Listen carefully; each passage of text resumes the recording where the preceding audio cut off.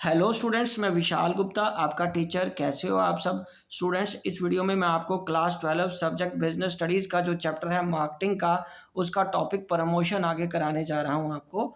तो गाइस हम स्टार्ट करते हैं प्रमोशन से। प्रमोशन क्या होता है? Promotion refers to the use of communication with the twin objective of informing potential customers about a product and persuading them to buy it। उनको समझाना, उनको मनाना और उनको दिखाना प्रोडक्ट में, ताकि वो उस प्रोडक्ट में इंटरेस्ट हो उनको और वो खरीदना चाहें उसको।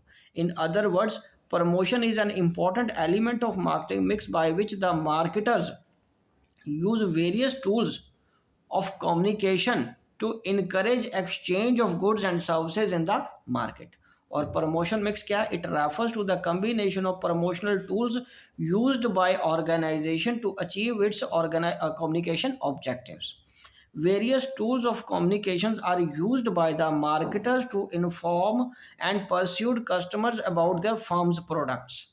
ठीक है जी। These include advertising, personal selling, sales promotion and publicity। ठीक है जी। चलो अब हम बात करेंगे एडवर्टाइजमेंट की। और गाइज मैं आपको ना इस वीडियो में सिर्फ एडवर्टाइजिंग ही कराऊंगा, ठीक है, क्योंकि ये अपने आप में बहुत लेंथी टॉपिक्स हैं। ठीक है, तो इनको अलग वीडियो में करेंगे अलग अलग, ठीक है, ताकि आपको अच्छे से समझ भी आ जाए। नहीं तो अगर एक ही वीडियो में ये सारा कवर हो गया तो आप टॉपिक्स ढूंढते रह जाओ कि कौन सा कहाँ गया। ठीक है जी। तो हम सिर्फ डिस्कस करेंगे अभी advertising. So advertising is the most commonly used tool of promotion। It is impersonal form of communication which is paid for by the marketers to promote some goods and services। The most common mode of advertising are newspapers, magazines, televisions and radio। ठीक है guys. तो feature क्या है advertisement के कि ये paid form होता है, somebody is paying। ठीक है, the company which is advertising pays for it. ये फ्री नहीं होते। ठीक है, इधर इन टीवी और न्यूज़पेपर। इम्पर्सनल होता है, मतलब there is no direct contact between buyer and seller. के बीच में कोई कॉन्टैक्ट नहीं होता। वो अपनी बात कहते हैं, मैसेज देते हैं टीवी पे या न्यूज़पेपर पे या किसी और मीडिया से। और identified sponsor, so the sponsor can be recognised. मतलब ये पता होता है कि फॉर एग्जांपल कि टूथपेस्ट एक पर्टिकुलर कंपनी की है तो who is manufacturer, who is selling. ठीक है, ये पता होता हमें। ठीक है जी, ये इनके फीचर्स थे। अब गाइस हम बात करेंगे इसके मेरिट्स की। एडवर्टीजमेंट मास रीच होता है, मतलब बहुत ज़्यादा लोगों तक ये पहुंच सकती है एडवर्टीजमेंट। ठीक है जी। उसका कारण ये होता है कि it covers vast geographical area. ठीक है जी, ये वास्ट जियोग्राफिकल एरिया कवर करती है through it's TV, magazines, newspapers etcetera. ठीक है गाइस। और उसके बाद इन्हांसिंग कस्टमर सेटिस्फैक्शन, क्योंकि जिस प्रोडक्ट की एड आ रही है, एडवर्टीजमेंट सब आती है जब, तो इसका मतलब वो कोई रिकॉग्नाइज्ड कंपनी का प्रोडक्ट है। ठीक है, इसीलिए तो वो ऐड कर रहे हैं। वो कोई चोरी का या 2 नंबर का सामान तो बेच नहीं रहे कि जो उसको एडवर्टीजमेंट करने में दिक्कत आती है। ठीक है, तो एडवर्टीजमेंट से कंपनी रिकॉग्नाइज होती है और इससे इन्हेंसेस मतलब इंक्रीज होता है कस्टमर का सेटिस्फैक्शन कि हाँ यार ये प्रोडक्ट ठीक है, हमें इस प्रोडक्ट को खरीदना चाहिए या खरीदने में इसमें कोई दिक्कत नहीं आनी चाहिए। और उसके बाद अगला पॉइंट है एक्सप्रेसिवनेस का। एक्सप्रेसिवनेस का मतलब ये है कि एडवर्टीजमेंट में आप अपनी बात, मतलब seller can express his thought bye expressing features. उसके फीचर्स को एक्सप्रेस करके वो बायर को परस्यू कर सकता है। और ये इकोनॉमी है, इट इज़ इकोनॉमिकल। ठीक है, क्योंकि if it increases cost, if it increases cost it will be covered by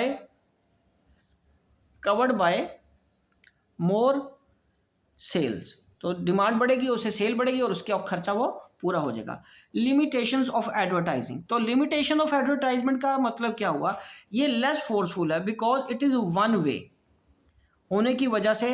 अब टीवी पे भी जब ऐड आती है तो we can skip it, newspaper पे ऐड आती है तो हम पम्फलेट को फेंक भी देते हैं कई बार, most of the time rather, तो लेस फोर्सफुल है, इसका इतना ज़्यादा प्रभाव नहीं होता। लैक ऑफ फीडबैक, तो नो फीडबैक, कस्टमर इंटरेस्टेड है या नहीं इंटरेस्टेड है इसके बारे में हमें पता ही नहीं चलता, ठीक है जी। उसके बाद inflexible, it can not understand customers requirement और change the features on the basis of his requirement, advertisement करके उसके बेसिस पे वो रिक्वायरमेंट को चेंज थोड़ा ना कर सकते हैं। लो इफेक्टिवनेस, तो it is less effective because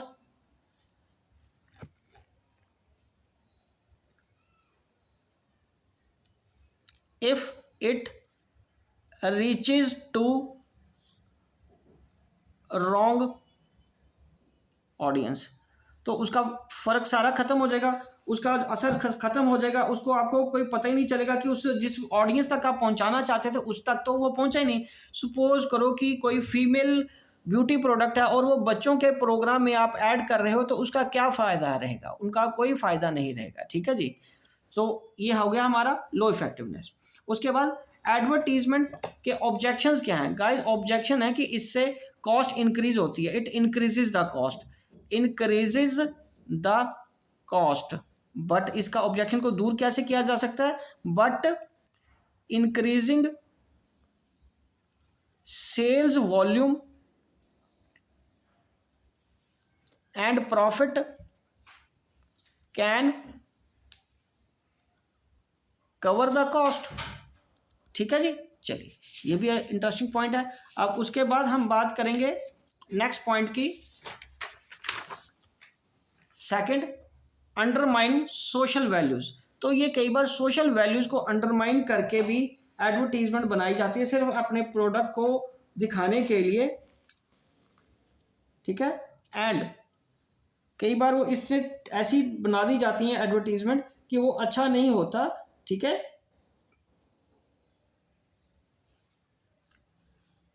it undermines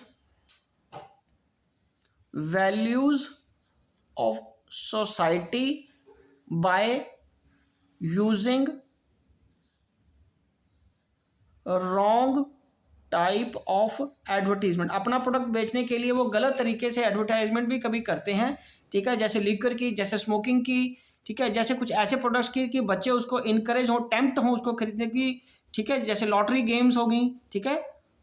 okay चलिए अब हम आगे बात करते हैं, confuses the buyer, so many products and buyer confuses the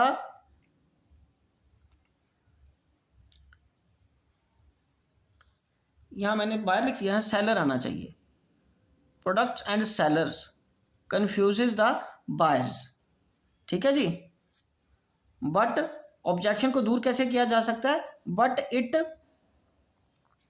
gives choice to the customer, choice to the customer, ठीक है। और ऊपर वाले की सोशल वैल्यू के लिए कि क्या इसका ऑब्जेक्शन कैसे दूर किया जा सकता है, you can skip that advertisement, आप उसको मत देखो, अगर आपको लगता है कि कोई एडवर्टीजमेंट गलत है तो उसके ऑब्जेक्शन को दूर कैसे किया जा सकता है कि you can skip the advertisement. उसके बाद है कि confuses the buyer, so many products and seller confuses the buyer, ठीक है। उससे क्या उसको ऑब्जेक्शन को कैसे दूर किया जा सकता है कि उसको तो जी चॉइस मिल रही है कस्टमर को, हम तो उसको सारे प्रोडक्ट दिखा रहे हैं। और उसके बाद encourages sale of inferior goods, many times they use film stars for advertising, तो बच्चों को या कई लोगों को ऐसा लगता है कि ये इतना बड़ा फिल्म स्टार अगर ऐड कर रहा है तो वो प्रोडक्ट अच्छा ही होगा, और पर वो इन्फीरियर प्रोडक्ट को प्रमोट कर रहे हैं, ठीक है जी। सो इसको कैसे हम कर सकते हैं कि ऑब्जेक्शन को दूर, कि customers shall choose good quality products. Okay जी। Some advertisements are in bad taste, some advertisement bad taste में होती हैं, वो अच्छे तरीके से नहीं बनी होती, ठीक है। Which is not approved by people by showing